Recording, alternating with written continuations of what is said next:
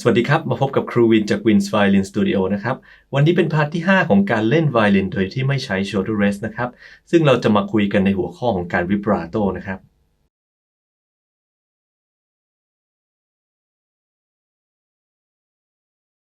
แต่ต้องบอกก่อนนะครับว่าพาร์ทนี้ไม่ใช่การสอน vibrato สำหรับคนที่ vibrato ไม่เป็นให้ vibrato ได้นะครับแต่เป็นการแนะนำสำหรับคนที่ลองเล่นโดยไม่ใช้ shoulder rest แล้วติดปัญหาเรื่อง vibrato นะครับแล้วก็เชื่อว่าจะมีหลายส่วนที่จะช่วยสำหรับคนที่ vibrato โดยที่ใช้ shoulder rest อยู่เช่นเดียวกันนะครับ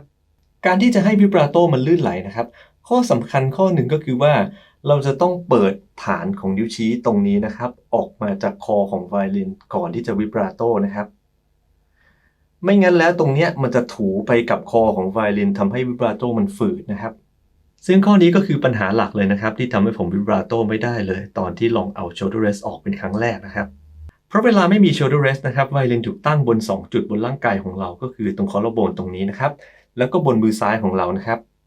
ที่มือซ้ายเนี่ยก็จะตั้งอยู่บนนิ้วโป้งตรงนี้แล้วก็ฐานของนิ้วชี้ตรงนี้นะครับช่วยกันรับน้ำหนักของไวโอลินนะครับ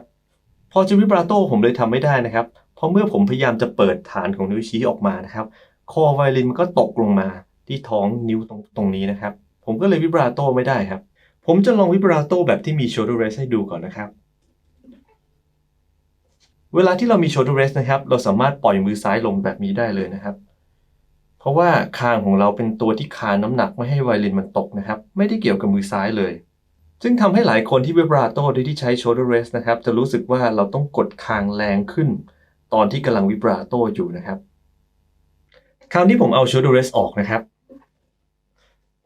ไวโอลินก็จะตั้งอยู่บนคอลลาโบนของผมแล้วก็มือซ้ายของผมถูกไหมครับจากนั้นมันก็จะเหมือนในแบบฝึกหัดในพาร์ท 2B นะครับที่ผมบอกว่า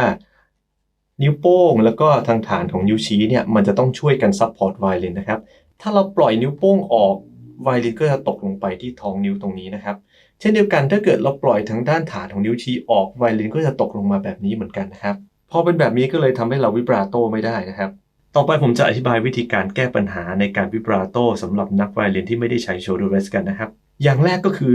ยกไหล่ขึ้นมาช่วยหนีบไวโอลินไว้นะครับเพิ่มความมั่นคงให้เหมือนกับว่าเราใช้ shoulder rest อยู่นะครับหรือไม่ก็ปล่อยไวโอลินให้ลงมาพิงกับไหล่เอาไว้แบบนี้นะครับ ซึ่งวิธีการนี้มันก็จะมีค่าเท่ากับการใช้ shoulder rest นั่นเองครับถ้าผมยกไหล่ขึ้นมานะครับหนีบไวโอลินไว้ผมก็สามารถปล่อยมือซ้ายลงได้เหมือนใช้ shoulder rest เลยนะครับก็จะสามารถเปิดฐานของนิ้วชี้ออกมาแบบนี้เวลาวิบราโตได้อย่างไม่ยากนะครับ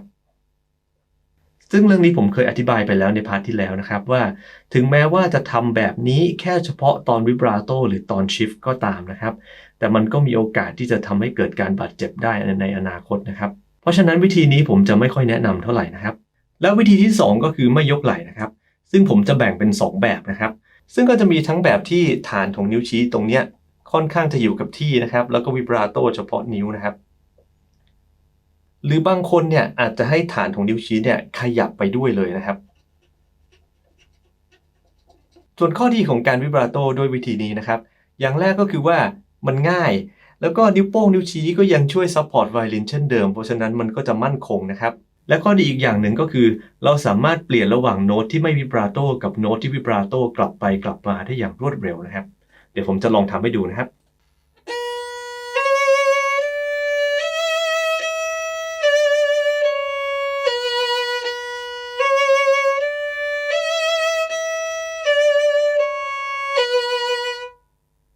ส่วนข้อเสียนะครับข้อแรกแน่นอนก็คือว่ามันฝืดนะครับเพราะมันเพิ่มจุดสัมผัสของโคนนิ้วชี้ตรงนี้มานะครับส่วนข้อ2ก็คือถ้าเกิดเราต้องการเสียงวิบราโตกว้างๆเนี่ยมันจะทำค่อนข้างยากนะครับแต่ถ้าเกิดเป็นเสียงวิบราโตแคบๆก็ไม่ได้มีปัญหาเท่าไหร่นะครับ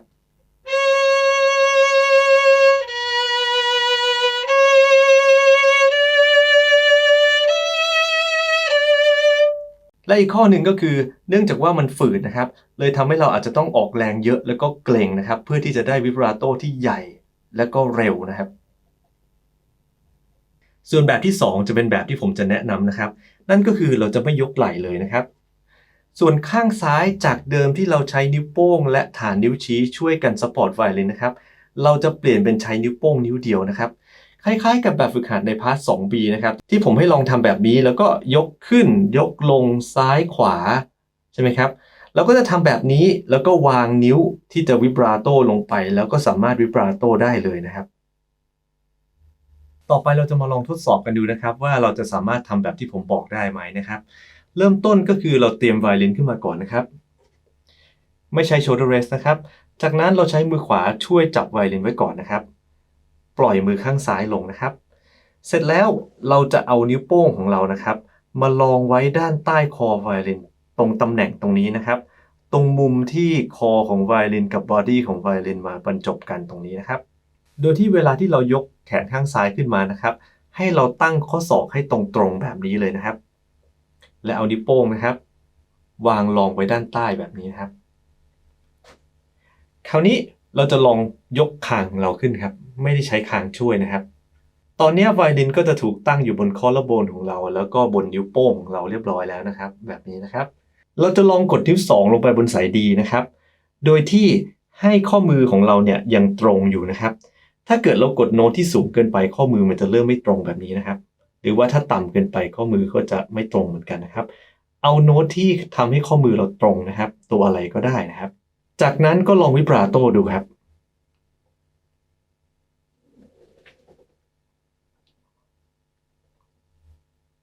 จะเห็นว่าตอนนี้ผมไม่ได้ยกไหล่แล้วก็ไม่ได้วางคางบนชินเรสด้วยนะครับแต่ผมก็ยังสามารถวิบราโตได้นะครับที่ทำให้ดูตอนนี้นะครับมันคือ wrist vibrato นะครับคือการใช้ข้อมือในการ vibrato แบบนี้เนี่ยมีข้อได้เปรียบนะครับก็คือว่ามันไม่ค่อยเช็คเครื่องเราเท่าไหร่นะครับเพราะฉะนั้นเราไม่วางคางแบบนี้จริงๆแล้วก็ยังพอทำได้อยู่นะครับแต่ถ้าเกิดใครจะทำ arm vibrato นะครับก็ยังพอทำได้นะครับเพียงแต่ว่าเครื่องเนี่ยมันจะถูกเช็คเยอะกว่า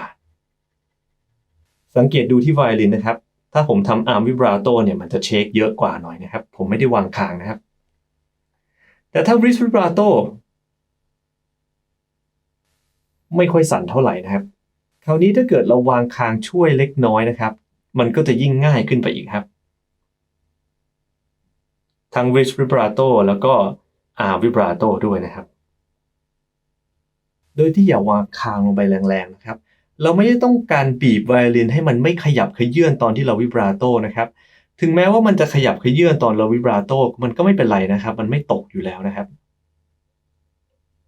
และคำแนะนำอีก2อย่างก็คือพยายามยกไวโอลินให้สูงนิดนึงนะครับจะช่วยทำให้มันมั่นคงมากขึ้นเวลาที่วิบราโตนะครับ